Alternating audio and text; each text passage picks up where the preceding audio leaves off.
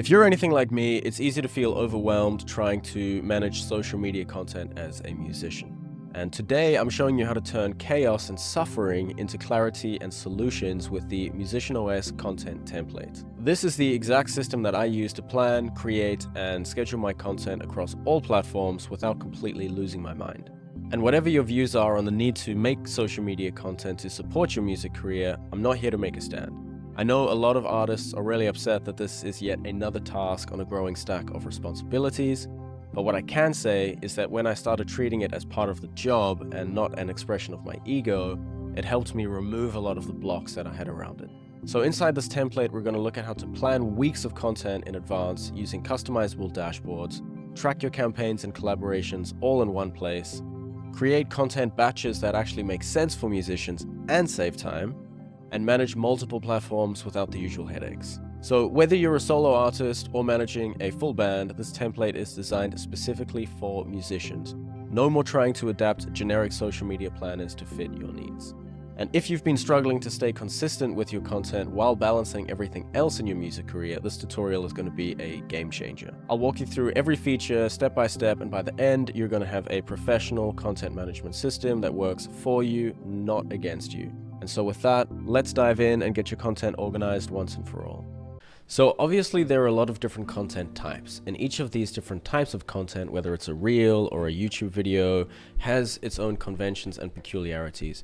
And to speed up the process of creating content, I've made templates for each of these core content types so that when you're actually coming in to create drafts and get things going, there's some information within each of these templates which helps you just make this content faster.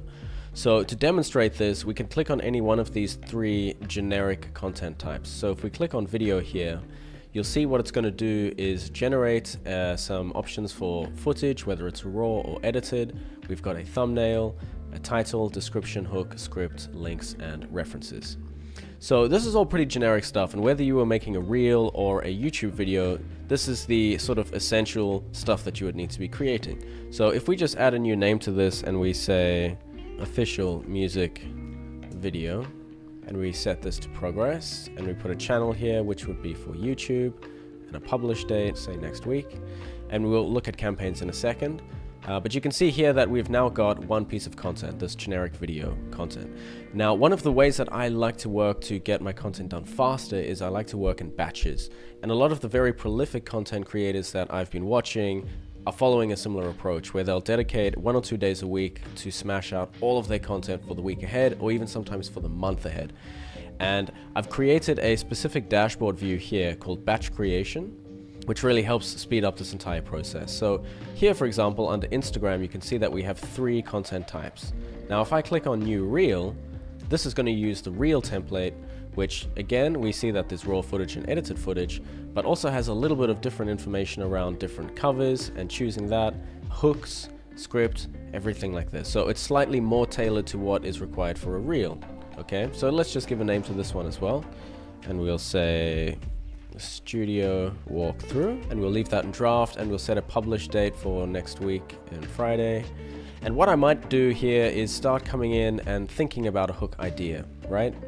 Or I might start adding in a script, or I might have links to references, and I start to build out these concepts so that when it actually comes to my day for creating content, which I usually just try and do on Monday or Tuesday, I've already got some ideas. I'm not starting from scratch. Awesome. So we'll leave that in draft, and if we create a post, you can see here that the pre-filled template content is a little bit different. Well, we've got a grid here for images. We can choose whether these are square or full frame. And we've got caption, links, all of that kind of stuff. And this becomes very helpful if you're actually working in a team or you're looking to scale, because you want other people to come in here and be able to get these images, post for you, or you want to be able to use a posting system, something like Buffer or Hootsuite, where you can just come in and schedule all your posts for the week or month ahead. And again, if we come here for YouTube and we click on, excuse me, and we click on the YouTube video here, you're going to see a lot of information, because YouTube, well, if you want to do a good video, there's a lot that goes into it. And I've really come to appreciate that after starting to make this series of tutorials. And so this is a place where I've got notes. This is initially where I would draft ideas for what the video could be. I would have market research. How are videos like this performing? Titles, concepts, look title ideas. You can also add them into little databases within each of these different pages. As you can see, it's very involved, and I really wanted to give the best information that I could so that no matter what scale you're at, whether you actually want to use this or not, it's there for you, and it's hopefully going to help you create better, more engaging content as you're going as well.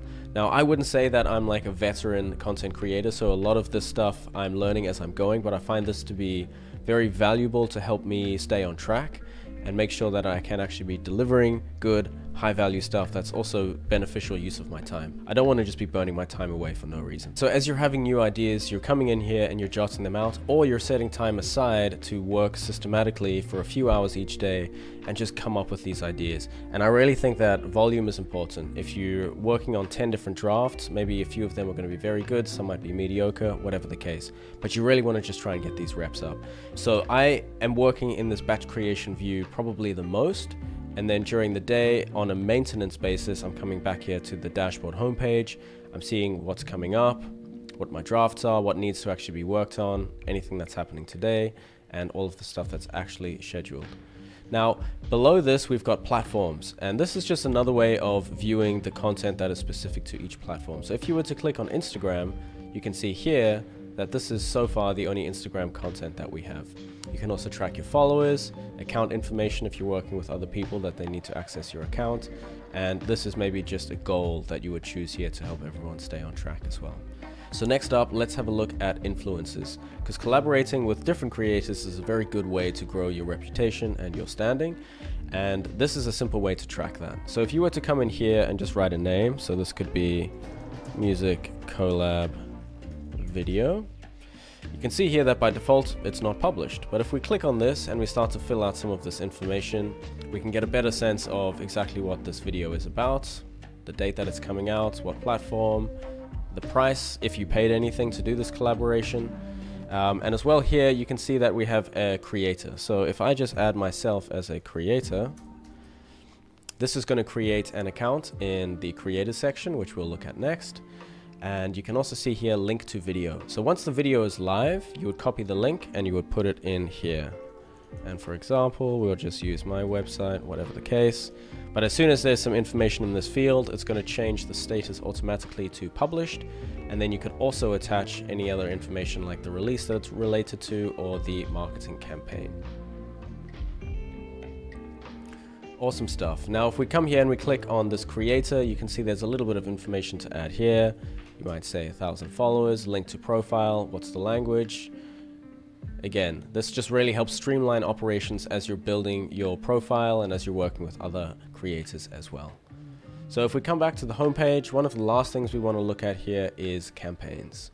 And this is just a simple way of tracking ad spend. If we come in here and we create a new campaign, we might say album campaign, and the goal might be to grow followers by 1,000 people. This is assigned to whoever is working on that, obviously, but the more pressing thing here would be to set an ad spend budget. So say, for example, we've already spent $100 of that, the date range, and then we would come in here and we would set a timeline. So this is running from today until, let's choose an end date, perhaps then. Cool. And we would say that this is in preparation. Target audience might be super fans. You get the idea. And what this is going to do is create a campaign which you can link to different content. So if we come back to the home page, you can see that our campaign is now here. It also shows us how much we have remaining and what the total budget is. But if we were to monetize this, we can obviously just come in here and link that campaign. Great stuff. And so this entire template, at least for me, has been extremely helpful in getting some objectivity around my content creation, because as I mentioned before, I really just treat it as a job. I set some time aside, I put in the work, and I just create the content that I need for a variety of different platforms, and I use this to help schedule what needs to happen, what work I need to do, and what's getting posted where. Now, if you want to take it one step further, there is a Notion API which you can connect with services like Make or Zapier so that you can actually post directly from Notion. A simplest solution that I found that I personally use is an app called Buffer. wherein I will create the content here and then I'll upload it to Buffer, which is just like a web app, or it's even on the phone as well. And I will just schedule all the content for the days that I need to get it posted. Now, this video is not sponsored by them. I've just found them to be the cheapest and also most effective, because they offer a free plan if you only need to schedule 10 posts at once. And so I've just found it to be very helpful for me so that I can just automate things as much as possible. I don't have to be there physically making the post every day. Again, I just batch everything so that it's all just scheduled to go out, and I can spend the rest of my time making music, which is the primary thing I want to be doing and the important thing as well. So if you found this valuable, please consider subscribing. And if you have any other questions, feel free to drop them in the comments, or of course email me. I'm also constantly updating these templates, so if you have any feedback around what you would like to see in here as well, please feel free to let me know. And with that, I'll see you guys in the next video.